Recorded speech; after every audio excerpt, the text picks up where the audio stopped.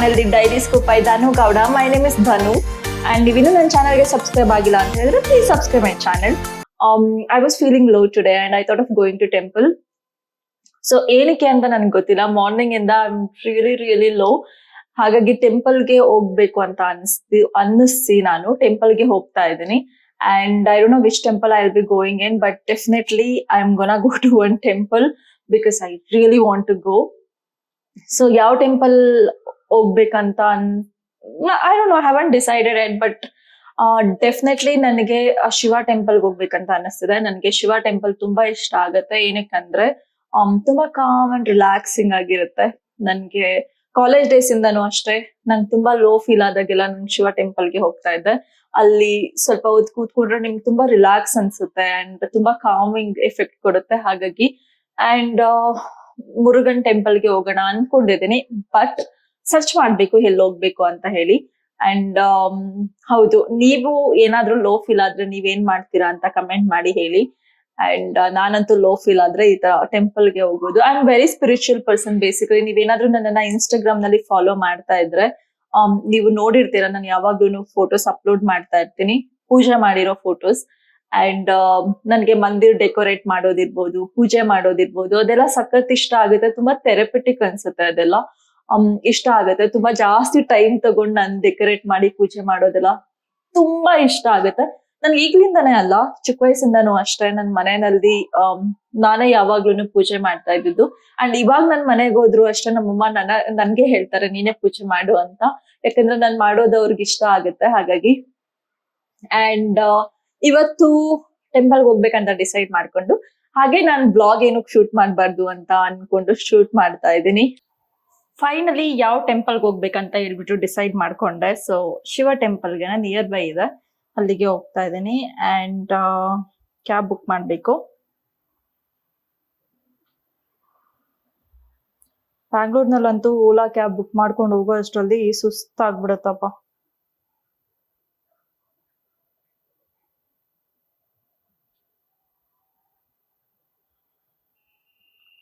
So ಇವಾಗ ಹೋಗ್ತೀನಿ. ಹೇಗಿರುತ್ತೆ ಏನು ಅಂತ ಆದಷ್ಟು ನಾನು ವಿಡಿಯೋ ಮಾಡೋದಕ್ಕೆ ಟ್ರೈ ಮಾಡ್ತೀನಿ. So keep on watching. 2 minutes ನಲ್ಲಿ ಕ್ಯಾಬ್ ಬರುತ್ತೆ. ನಾನಂತೂ ಓಲಾ ಕ್ಯಾಬ್ ಬುಕ್ ಮಾಡಿ ಮಾಡಿ ಸುಸ್ತಾಗ್ಬಿಟ್ಟಿದೆ. ಕಾರ್ ಡ್ರೈವಿಂಗ್ ಕ್ಲಾಸ್ ಎನ್ಕ್ವೈರಿ ಮಾಡೋದಕ್ಕೆ ಲಾಸ್ಟ್ ವೀಕ್ ಹೋಗಿದ್ದೆ ಅಲ್ಲ, ಅವ್ರು ಇರ್ಲೇ ಇರ್ಲಿಲ್ಲ, ಓಪನ್ ಆಗಿರ್ಲಿಲ್ಲ. ಮತ್ತೆ ಹೋಗ್ಬಿಟ್ಟು ಎನ್ಕ್ವೈರಿ ಮಾಡ್ಬೇಕು ನಾನು.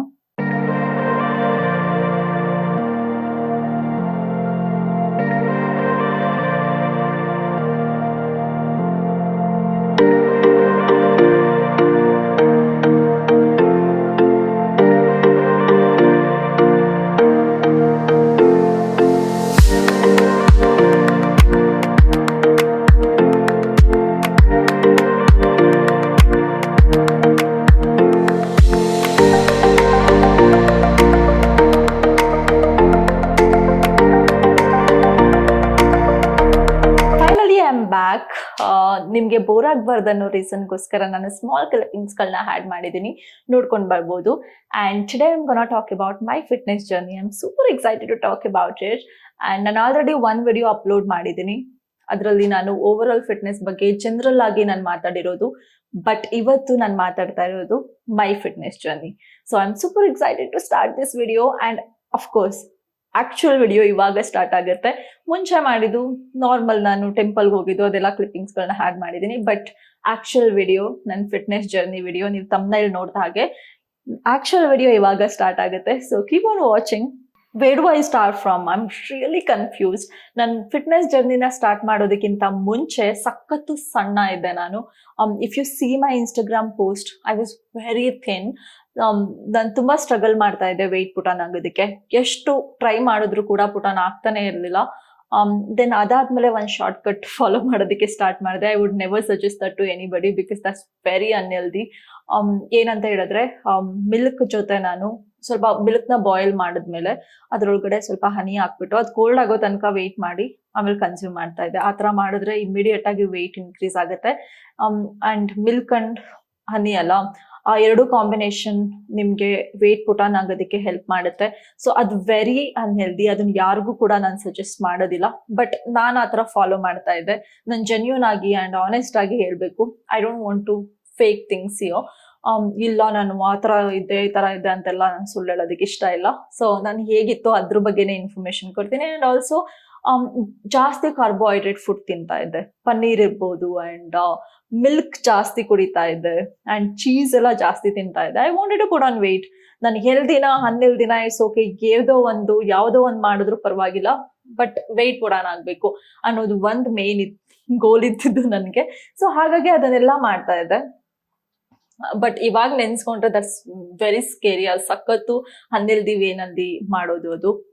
ಆ ಥರ ಯಾರು ಕೂಡ ಮಾಡಬಾರ್ದು. ತುಂಬ ಅನ್ಹೆಲ್ದಿ ಅದು.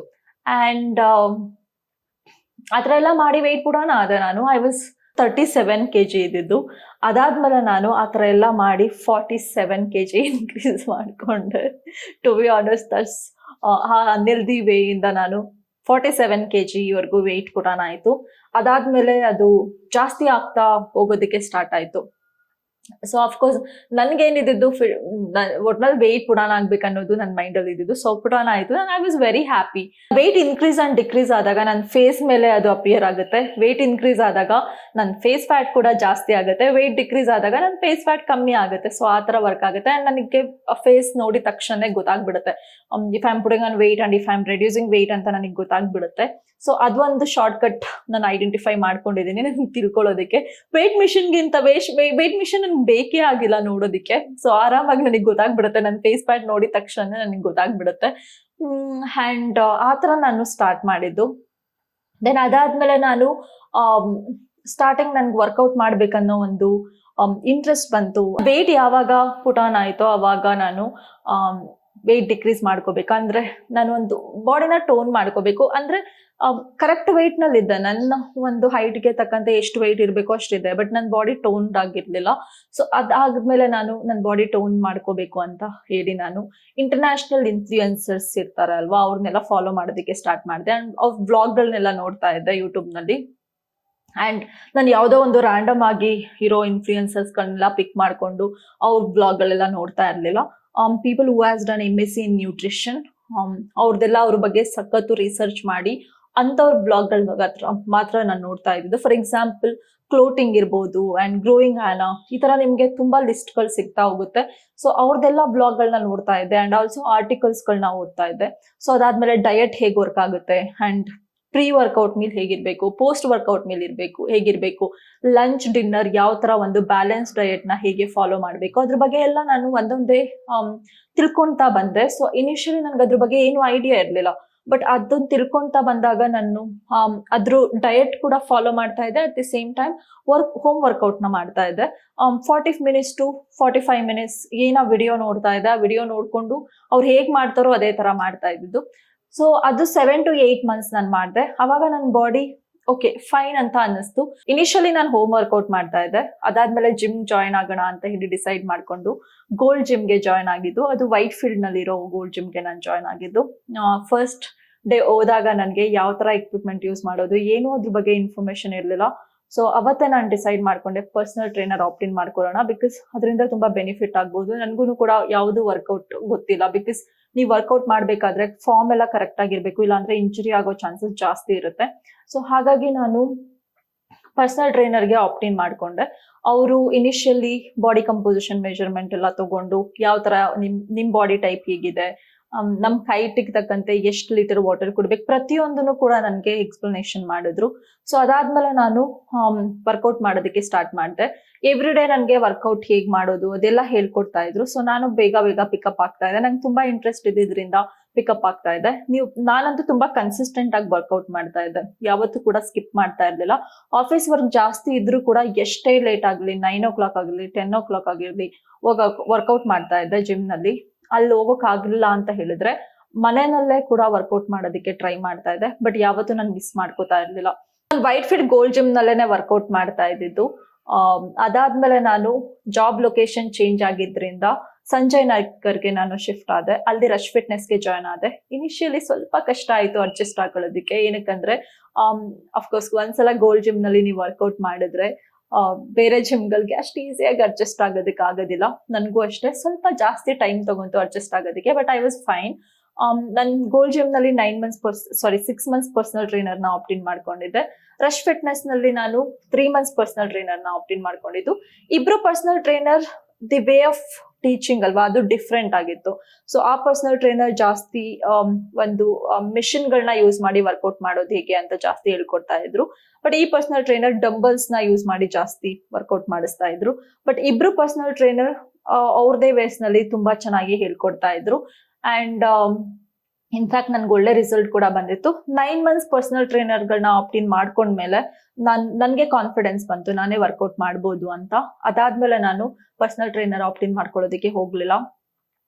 ಬಿಕಾಸ್ ಯಾವ ತರ ಮಸಲ್ ಮೇಲೆ ಯಾವ ತರ ಅಂದ್ರೆ ಯಾವ ಫಾರ್ಮ್ ನಲ್ಲಿ ಮಾಡ್ಬೇಕು ಅಂಡ್ ಯಾವ ಮಸಲ್ ಮೇಲೆ ಫೋಕಸ್ ಮಾಡ್ಬೇಕು.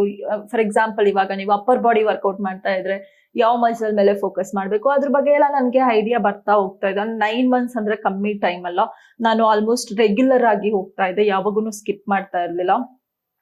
ಸೊ ಕೆಲವ್ರು ಅಂದ್ರೆ ಪರ್ಸನಲ್ ಟ್ರೈನರ್ ಆಪ್ಟ್ ಇನ್ ಮಾಡ್ಕೊಂಡ್ಬಿಡ್ತಾರೆ, ಬಟ್ ಇರ್ರೆಗ್ಯುಲರ್ ಆಗಿರ್ತಾರೆ, ರೆಗ್ಯುಲರ್ ಆಗಿ ಹೋಗೋದೇ ಇಲ್ಲ. ಬಟ್ ನಾನ್ ಆತರ ಅಲ್ಲ, ರೆಗ್ಯುಲರ್ ಆಗಿ ಹೋಗ್ತಾ ಇದ್ದೆ. ಸೊ ಎಲ್ಲದನ್ನು ಕೂಡ ಕಂಪ್ಲೀಟ್ ಡೀಟೇಲ್ಡ್ ಇನ್ಫಾರ್ಮೇಶನ್ ನನ್ನ ಹತ್ರ ಇತ್ತು. ಅಂಡ್ ಆಲ್ಸೋ ನಾನು ವರ್ಕೌಟ್ ಪ್ಲಾನ್ ಇರ್ಬೋದು ಅಂಡ್ ಮೀಲ್ ಪ್ಲಾನ್ ಇರ್ಬೋದು, ಎಲ್ಲದನ್ನು ಕಲೆಕ್ಟ್ ಮಾಡಿ ಇಟ್ಕೊಂಡಿದ್ದೆ. ನನ್ನ ಹತ್ರ ಡೈರಿನೇ ಇದೆ ಅದ್ರ ಬಗ್ಗೆ. ಸೊ ಕಂಪ್ಲೀಟ್ ಡೀಟೇಲ್ಸ್ ಇತ್ತು. ಅಂಡ್ ತುಂಬಾ ವಿಡಿಯೋಸ್ಗಳನ್ನೆಲ್ಲ ಡೌನ್ಲೋಡ್ ಮಾಡಿ ಇಟ್ಕೊಂಡಿದ್ದೆ, ಯೂಟ್ಯೂಬ್ ನಲ್ಲಿ ಇರ್ಬೋದು. ಅಂಡ್ ಯಾವ್ದಾದ್ರು ಆರ್ಟಿಕಲ್ಸ್ ಇದ್ರೆ ಅದ್ರ ಸ್ಕ್ರೀನ್ ಶಾಟ್ಗಳನ್ನೆಲ್ಲ ತಗೊಂಡಿಟ್ಕೊಳ್ಳೋದು, ಆತರ ಎಲ್ಲ ಮಾಡ್ತಾ ಇದ್ದೆ. ಸೊ ನನ್ಗೆ ಆಮೇಲೆ ಕಾನ್ಫಿಡೆನ್ಸ್ ಬಂತು ನಾನೇ ಮಾಡ್ಬೋದು ಅಂತ. ಸೊ ಅದಾದ್ಮೇಲೆ ನಾನೇ ವರ್ಕೌಟ್ ಮಾಡೋದಕ್ಕೆ ಸ್ಟಾರ್ಟ್ ಮಾಡಿದ್ದು. ಸೊ ಆ ಜರ್ನಿ ಇವಾಗ್ಲೂ ಹೋಗ್ತಾ ಇದೆ. ಅಂಡ್ ನನ್ನ ಒಂದು ಫಿಟ್ನೆಸ್ ಜರ್ನಿ ತುಂಬಾ ಎಮೋಷನಲ್ ಆಗಿತ್ತು. ಬಿಕಾಸ್ ತುಂಬಾ ಸಣ್ಣ ಇದ್ದಿದ್ದು ನಾನು. I was 37 kg. ಅದಾದ್ಮೇಲೆ 47 ವರ್ಗೂ ಇನ್ಕ್ರೀಸ್ ಆದೆ. ಆತರ 12 ಒಂದು ಡಯಟ್ ಫಾಲೋ ಮಾಡಿ 47 kg ಇನ್ಕ್ರೀಸ್ ಆದೆ.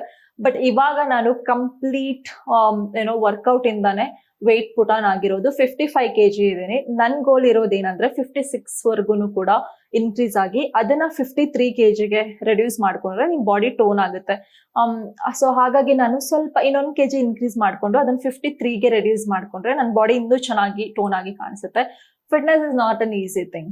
ನನ್ಗೆ ಹೊರ್ಗಡೆ ಯಾರ್ಯಾರು ವರ್ಕೌಟ್ ಮಾಡ್ತಾರೆ ಅವ್ರಿಗೆ ನಾನು ತುಂಬಾ ಅಡ್ಮೈರ್ ಮಾಡ್ತೀನಿ. ಅವ್ರಿಗೆ ಏನಕ್ಕಂತ ಹೇಳಿದ್ರೆ I really admire dum. Because fitness is not an easy journey and ಈಸಿಯಾಗಿ ಸಿಗೋದಿಲ್ಲ. ಕೆಲವರು ಎಷ್ಟು ಕಷ್ಟ ಪಡ್ಬೇಕು ಗೊತ್ತಾ. ಒಂದೊಂದು ಫಾರ್ ಎಕ್ಸಾಂಪಲ್, ಇವಾಗ ವೆಯ್ಟ್ ಪುಟ್ ಆನ್ ಆಗಿರ್ಬೋದು, ಹೆಲ್ದಿ ವೇನಲ್ಲಿ ವೆಯ್ಟ್ ಪುಟ್ ಆನ್ ಆಗೋದಿಲ್ಲ, ಸಖತ್ತು ಕಷ್ಟ ಆಗುತ್ತೆ. ನೀವು ಜಾಸ್ತಿ ಕನ್ಸಿಸ್ಟೆಂಟ್ ಆಗಿ ವರ್ಕೌಟ್ ಮಾಡಬೇಕು, ಬ್ಯಾಲೆನ್ಸ್ ಡಯಟ್ ಎಲ್ಲ ಫಾಲೋ ಮಾಡಬೇಕು. ಅಂಡ್ ತುಂಬಾ ರೆಗ್ಯುಲರ್ ಆಗಿ ಫುಡ್ ಹ್ಯಾಬಿಟ್ ಎಲ್ಲ ನೀವು ಚೇಂಜ್ ಮಾಡ್ಕೋಬಾರ್ದು, ತುಂಬಾ ರೆಗ್ಯುಲರ್ ಆಗಿರ್ಬೇಕು. ಸೊ ಅದೆಲ್ಲ ಅಷ್ಟು ಈಸಿ ಅಲ್ಲ. ಬೇರೆ ಯಾರಾದ್ರೂ ಮಾಡ್ತಾ ಇದ್ರೆ ನನ್ಗೆ ತುಂಬಾ I really admire them because it's not an easy journey. ನಾನು ಹೇಗೆ ಮೋಟಿವೇಟ್ ಮಾಡ್ಕೋತೀನಿ ಅಂತ ಹೇಳಿದ್ರೆ, ತುಂಬಾ ಜನ ಅನ್ಕೋಬಹುದು ಏನ್ ಇನ್ಸ್ಟಾಗ್ರಾಮ್ ನಲ್ಲಿ ಯಾವಾಗ್ಲೂ ಜಿಮ್ ಸೆಲ್ಫೀಸ್ ಗಳನ್ನೆಲ್ಲ ಹಾಕ್ತಾ ಇರ್ತಾಳೆ ಅಂಡ್ ಫೋಟೋಸ್ ಗಳನ್ನೆಲ್ಲ ಅಪ್ಲೋಡ್ ಮಾಡ್ತಾ ಇರ್ತಾಳೆ ಅಂತ ಅನ್ಕೋಬಹುದು. ನಾನು ಶೋ ಆಫ್ ಗೋಸ್ಕರ ಅಂತೂ ಯಾವ ಪೋಸ್ಟ್ ಗಳನ್ನೂ ಹಾಕೋದಿಲ್ಲ. ನನ್ಗೆ ಏನಂತ ಹೇಳಿದ್ರೆ, ನಾನು ಸಪ್ರೇಟ್ ಆಗಿ ಅಪ್ಲೋಡ್ ಮಾಡಿದ್ಮೇಲೆ ಹೈಲೈಟ್ ನಲ್ಲಿ ನಾನು ಎಲ್ಲಾ ಫೋಟೋಸ್ ಗಳನ್ನ ಡಂಪ್ ಮಾಡ್ತೀನಿ, ಅಥವಾ ವಿಡಿಯೋಸ್ ಇರ್ಬೋದು ಅದೆಲ್ಲ ಡಂಪ್ ಮಾಡಿ ಇಟ್ಕೊಂಡಿರ್ತೀನಿ. Whenever I don't feel good ಅಲ್ಲ, ಅವಾಗ ನನ್ಗೆ ತುಂಬಾ ಲೇಜಿ ಫೀಲ್ ಆಗ್ತಾ ಇದ್ರೆ, ಹೋಗೋಕೆ ಆಗ್ತಾ ಇಲ್ಲ ಜಿಮ್ಗೆ ಅಂತೆಲ್ಲ ಫೀಲ್ ಆದ್ರೆ ನಾನು ಆ ವಿಡಿಯೋಸ್ಗಳನ್ನೆಲ್ಲ ನೋಡ್ತೀನಿ ಅಂಡ್ ಫೋಟೋಸ್ ನನ್ನ ನೋಡ್ತೀನಿ. ಅವಾಗ I was able to do it. ನಾನು ಅವಾಗ ಮಾಡೋದಕ್ಕೆ ಆಗ್ತಾ ಇತ್ತು, ಇವಾಗ ಏನಕ್ಕೆ ಆಗ್ತಾ ಇಲ್ಲ ಅಂತ ಹೇಳಿ ನಾನು ಅದೇ ನನ್ನ ಫೋಟೋಸ್ ಅಥವಾ ವಿಡಿಯೋಸ್ಗಳನ್ನೇ ನಾನು ಇನ್ಸ್ಪೈರ್ ಆಗಿ ತಗೋತೀನಿ. ಅದನ್ನ ನೋಡಿ okay yes Dhanu you can do it ಅಂತ ಹೇಳ್ಬಿಟ್ಟು ನಾನು ಪುಷ್ ಮಾಡ್ಕೋತೀನಿ. ಆ ರೀಸನ್ಗೋಸ್ಕರ ನಾನು ಯಾವಾಗ್ಲೂ ಅಪ್ಲೋಡ್ ಮಾಡ್ತಾ ಇರ್ತೀನಿ. ನೋಡಿರ್ಬೋದು ನನ್ನ ಫಿಟ್ನೆಸ್ ಜರ್ನಿ ಸ್ಟಾರ್ಟ್ ಆದಾಗಿಂದನೂ ಕೂಡ ನಾನು ವಿಡಿಯೋಸ್ ಫೋಟೋಸ್ಗಳನ್ನೆಲ್ಲ ಅಪ್ಲೋಡ್ ಮಾಡಿದ್ದೀನಿ. Once I go back and see them ಅಲ್ಲ, ನನ್ನ ಮೆಮೊರೀಸ್ ಎಲ್ಲ ಹಾಗೆ ಬರುತ್ತೆ. ನಾನು ಯಾವ ತರ ಸ್ಟಾರ್ಟ್ ಮಾಡಿದೆ, ಅವಾಗ ನನಗೆ ಎಕ್ವಿಪ್ಮೆಂಟ್ ಯೂಸ್ ಮಾಡೋದು ಗೊತ್ತಿಲ್ಲ. ಒಂದೊಂದು ಫೋಟೋಗಳು ಒಂದೊಂದು ಸ್ಟೋರಿ ತರ ಇರುತ್ತೆ ನನಗೆ. ಸೊ ಏನೋ ಒಂದು ಬಿಹೈಂಡ್ ಸ್ಟೋರಿ ಇರುತ್ತೆ ಅಲ್ಲ, ನನಗೂ ಅಷ್ಟೇ. ಎಲ್ಲಾ ಫೋಟೋಸ್ನಲ್ಲೂ ಏನೋ ಒಂದು ಬಿಹೈಂಡ್ ಸ್ಟೋರಿ ಇದೆ. ನಾನು ಬೇರೆ ಬೇರೆ ಟ್ರೈನರ್ಸ್ಗಳನ್ನೆಲ್ಲ ಆಪ್ಟಿನ್ ಮಾಡ್ಕೊಂಡಿದ್ದೆ, ಅವ್ರು ಯಾವ ತರ ಹೇಳ್ಕೊಡ್ತಾ ಇದ್ರು. ಸೊ ಅದೆಲ್ಲ ನನಗೆ ಮೆಮೊರೀಸ್ ನಲ್ಲಿ ಸ್ಟೋರ್ ಆಗಿರುತ್ತೆ. ಅಂಡ್ ಆ ಫೋಟೋಸ್ನೆಲ್ಲ ನೋಡಿದ ತಕ್ಷಣನೇ ನನಗೆಲ್ಲ ಗೊತ್ತಾಗುತ್ತೆ. ಓಕೆ, ರೀಕಾಲ್ ಮಾಡ್ಕೋತೀನಿ, ಓಕೆ ಈ ತರ ವರ್ಕೌಟ್ ಮಾಡ್ತಾ ಇದ್ದೆ ನಾನು, ಅವಾಗ ನನ್ನ ಪುಷ್ ಮಾಡ್ಕೋತಾ ಇದ್ದೆ, ಇವಾಗ ಏನಕ್ಕೆ ಆಗೋದಿಲ್ಲ ಅಂತ ಹೇಳ್ಬಿಟ್ಟು ನಾನು ಆ ತರ ಮೋಟಿವೇಟ್ ಮಾಡ್ಕೋತೀನಿ. That's the reason I always upload my pictures and photos and I mean videos on Instagram. ಯಾಕಂದ್ರೆ ನಾನು ಮೋಟಿವೇಟ್ ಮಾಡ್ಕೊಳ್ಳೋದು ರೀಸನ್ಗೋಸ್ಕರ ನಾನು ಪೋಸ್ಟ್ ಮಾಡೋದು. Was it today. ನನ್ನ ಫೋಟೋಸ್ ಅಪ್ಲೋಡ್ ಮಾಡಿದೀನಿ ಅಲ್ಲ, ಸೊ ಅವಾಗ ನಾನು ಮುಂಚೆ ವರ್ಕೌಟ್ ಮಾಡೋದಕ್ಕಿಂತ ಮುಂಚೆ ಆಕ್ಚುಲಿ ವರ್ಕೌಟ್ ಅವಾಗ ಮಾಡ್ತಾ ಇದ್ದೆ, ಬಟ್ ಅಷ್ಟು ಇಂಟೆನ್ಸ್ ವರ್ಕೌಟ್ ಎಲ್ಲ ಮಾಡ್ತಾ ಇರ್ಲಿಲ್ಲ. ನೀವು ಲೆಹಂಗಾ ಪಿಕ್ಚರ್ ನೋಡಿದ್ರೆ ಜಾಸ್ತಿ ಇಂಟೆನ್ಸ್ ವರ್ಕೌಟ್ ಎಲ್ಲ ಮಾಡ್ತಾ ಇರಲ್ಲ, ತುಂಬಾ ಲೈಟ್ ವರ್ಕೌಟ್ಗಳನ್ನ ಮಾಡ್ತಾ ಇದ್ದೆ. ಅವಾಗ ಹೇಗೆ ಪಿಕ್ಚರ್ ಇದೆ ಅಂಡ್ ನಾನು ಆಕ್ಚುಲ್ ವರ್ಕೌಟ್ ಎಲ್ಲ ಸ್ಟಾರ್ಟ್ ಮಾಡಿದ್ಮೇಲೆ ಯಾವ ತರ ನನ್ನ ಬಾಡಿ ಟ್ರಾನ್ಸ್ಫಾರ್ಮ್ ಆಯಿತು ಅದನ್ನ ನಾನು ನಿಮ್ಗೆ ಐಡಿಯಾ ಬರ್ಲಿ ಅನ್ನೋ ರೀಸನ್ಗೋಸ್ಕರ ತಮ್ನೈನಲ್ಲೆಲ್ಲ ಹಾಕಿದ್ದೀನಿ. It was an interesting journey. I am really happy about it. ಆ ಒಂದು ಫಿಟ್ನೆಸ್ ಜರ್ನಿ ಇನ್ನೂ ಕಂಟಿನ್ಯೂ ಆಗ್ತಾ ಇದೆ. ಮೇ ಬಿ ನಾನು ಬದುಕಿರೋ ತನಕ ಕಂಟಿನ್ಯೂ ಆಗುತ್ತೆ. Because you can buy anything in this world but not ಹೆಲ್ತ್ನ ಯಾರು ಕೂಡ ಮಾಡೋದಕ್ಕಾಗೋದಿಲ್ಲ. ಕೋವಿಡ್ ಟೈಮ್ನಲ್ಲಿ ನನಗೆ ಅದು ರಿಯಲೈಸ್ ಆಯಿತು. ಏನಂದ್ರೆ ನಿಮ್ ಬಾಡಿ ನಿಮ್ ಸಪೋರ್ಟ್ ಮಾಡ್ತಾ ಇಲ್ಲ ಅಂದ್ರೆ ಇಮ್ಯಾಜಿನ್ ಮಾಡ್ಕೊಳ್ಳಿ, ನನ್ ಕೋವಿಡ್ ಬಂದಾಗ my body was not supporting me. ಆ ಟೈಮ್ನಲ್ಲಿ ನನ್ಗೆ ಹೆಲ್ಪ್ಲೆಸ್ ಅನ್ನಿಸ್ತಾ ಇತ್ತು. ಅಂಡ್ ಅವಾಗ ನನಗೆ ಹೆಲ್ತ್ ವ್ಯಾಲ್ಯೂ ಎಷ್ಟು ಇಂಪಾರ್ಟೆಂಟ್ ಅಂತ ಗೊತ್ತಾಯ್ತು. I will never forget that. ನಾನು ಅಷ್ಟು ಒಂದು ಕೋವಿಡ್ ಟೈಮ್ನಲ್ಲಿ ಸಫರ್ ಮಾಡಿದ್ದೀನಿ. ಸಖತ್ ಕಷ್ಟ ಆಗ್ತಾ ಇತ್ತು ನನಗೆ. Mentally I was like I can do it ಅನ್ನಿಸ್ತಾ ಇತ್ತು. ಬಟ್ ಫಿಸಿಕಲಿ ನನ್ನ ಬಾಡಿ ನನಗೆ ಸಪೋರ್ಟ್ ಮಾಡ್ತಾ ಇರಲಿಲ್ಲ. ಇನ್ಫ್ಯಾಕ್ಟ್ ನನಗೆ ಇಲ್ಲಿಂದ ಸ್ವಲ್ಪ ದೂರ ಹೋದ್ರೇನೆ ಸುಸ್ತಾಗ್ತಾ ಇತ್ತು. ಆ ಥರ ಒಂದು ಎಲ್ಲ ಆಗ್ತಾ ಇತ್ತು. ಅದಕ್ಕೇನೆ ಎಲ್ರಿಗೂ ಅಷ್ಟೇ ತುಂಬಾ ಹೆಲ್ತ್ ಬಗ್ಗೆ ಫೋಕಸ್ ಮಾಡಿ. You can buy anything. ನೀವು ದುಡ್ಡು ಕೊಟ್ಟು ಏನ್ ಬೇಕಾದ್ರೂ ಕೊಟ್ಕೋಬಹುದು. ಬಟ್ ಹೆಲ್ತ್ನ ನೀವು ಯಾವತ್ತೂ ತಗೊಳೋದಕ್ಕಾಗೋದಿಲ್ಲ. ಎಷ್ಟೇ ದುಡ್ಡಿದ್ರು ಕೂಡ ಹೆಲ್ತ್ ಈಸಿಯಾಗಿ ಸಿಗೋದಿಲ್ಲ. ನೀವಿನ್ನೂ ಏನಾದ್ರೂ ಫಿಟ್ನೆಸ್ ಜರ್ನಿನ ಸ್ಟಾರ್ಟ್ ಮಾಡಿಲ್ಲ ಅಂತ ಹೇಳಿದ್ರೆ, ನೀವು ವರ್ಕೌಟ್ ಮಾಡ್ತಾ ಇಲ್ಲ ಅಂತ ಹೇಳಿದ್ರೆ, ನೀವು ಜಿಮ್ಗೆ ಹೋಗಿ ವರ್ಕೌಟ್ ಮಾಡ್ಬೇಕು ಅಂತ ಏನಿಲ್ಲ. ಮನೆಯಲ್ಲೇ ಎಕ್ವಿಪ್ಮೆಂಟ್ಗಳನ್ನೆಲ್ಲ, ಬೇಸಿಕ್ ಎಕ್ವಿಪ್ಮೆಂಟ್ಗಳೆಲ್ಲ ತಗೊಳ್ಳಿ. ಡಂಬಲ್ಸ್ ಇರ್ಬೋದು ಅಂಡ್ ಸ್ಮಾಲ್ ಎಕ್ವಿಪ್ಮೆಂಟ್ಸ್ ಎಲ್ಲ ತಗೊಂಡು ನೀವು ಮನೆಯಲ್ಲೇ ವರ್ಕೌಟ್ ಮಾಡ್ಬೋದು. ಬಾಡಿ ವೇಟ್ ಟ್ರೈನಿಂಗ್ ಎಲ್ಲ ಮಾಡ್ಬೋದು. ಸೊ ನೀವಿನ್ನೂ ನಿಮ್ ಫಿಟ್ನೆಸ್ ಜರ್ನಿನ ಸ್ಟಾರ್ಟ್ ಮಾಡಿಲ್ಲ ಅಂದ್ರೆ please do it. You really feel good about it. And ಇನ್ನೊಂದು ವಿಷಯ ಏನ್ ಹೇಳ್ಬೇಕಂತ ಹೇಳಿದ್ರೆ, ಮುಂಚೆ ಹೊರ್ಗಡೆ ಹೋಗ್ಬೇಕಾದ್ರೆ ಅಟ್ಲೀಸ್ಟ್ ಒಂದು ಲಿಪ್ಸ್ಟಿಕ್ ಆದ್ರೂ ಹಾಕೊಂಡು ಹೋಗ್ಬೇಕಾಯ್ತು. ನನ್ಗೆ ಅಷ್ಟು ಕಾನ್ಫಿಡೆನ್ಸ್ ಇರ್ತಿರ್ಲಿಲ್ಲ. May be I'm not looking good, ಆ ಥರ ಎಲ್ಲ ಥಿಂಕ್ ಮಾಡ್ತಾ ಇದ್ದೆ. ಬಟ್ ನಾನು ವರ್ಕೌಟ್ ಮಾಡೋದಕ್ಕೆ ಸ್ಟಾರ್ಟ್ ಮಾಡಿದ್ಮೇಲೆ without applying anything on my face, ನನಗೇನು ಅಪ್ಲೈ ಮಾಡ್ಕೊಳ್ದೆ, ಜಸ್ಟ್ ಒಂದು ಮಾಯಿಶ್ಚರೈಸರ್ ಕೂಡ ಅಪ್ಲೈ ಮಾಡಿದೆ, ನಾನು ಸ್ಟೆಪ್ ಔಟ್ ಆಗೋದಕ್ಕೆ ಐ ಡೋಂಟ್ ಹೆಸಿಟೇಟ್. ಈಸಿಯಾಗಿ ಸ್ಟೆಪ್ ಔಟ್ ಆಗ್ತೀನಿ. ಏನಕ್ಕಂದ್ರೆ ನನ್ಗೆ ಅಷ್ಟು ಕಾನ್ಫಿಡೆನ್ಸ್ ಇದೆ. And not only that, and ನಿಮ್ಗೆ ಕಾನ್ಫಿಡೆನ್ಸ್ ಆಟೋಮೆಟಿಕ್ ಆಗಿ ಬಿಲ್ಡ್ ಆಗುತ್ತೆ. ಏನೋ ಗ್ರೂಪ್ ಆಫ್ ಪೀಪಲ್ ಇದ್ದಾಗ, ನೀವು ಫಿಟ್ನೆಸ್ ನಲ್ಲಿ ಇದ್ದೀರಾ, ವರ್ಕೌಟ್ ಮಾಡ್ತೀರಾ, ನಿಮ್ಮನ್ನ ನೀವು ಅಷ್ಟೊಂದು ಕೇರ್ ಮಾಡ್ತೀರಾ ಅಂತ ಹೇಳಿದಾಗ ಆ ಒಂದು ಕಾನ್ಫಿಡೆನ್ಸ್ ಆಟೋಮೆಟಿಕ್ ಆಗಿ ಬರುತ್ತೆ ನಿಮ್ಗೆ. ನೀವಿನ್ನೂ ಫಿಟ್ನೆಸ್ ಜರ್ನಿನ ಸ್ಟಾರ್ಟ್ ಮಾಡಲಿಲ್ಲ ಅಂತ ಹೇಳಿದ್ರೆ please start it. And this an amazing thing. You really feel good about your body once you start it. Thank you so much for watching. Stay tuned and see you on another vlog. Bye bye.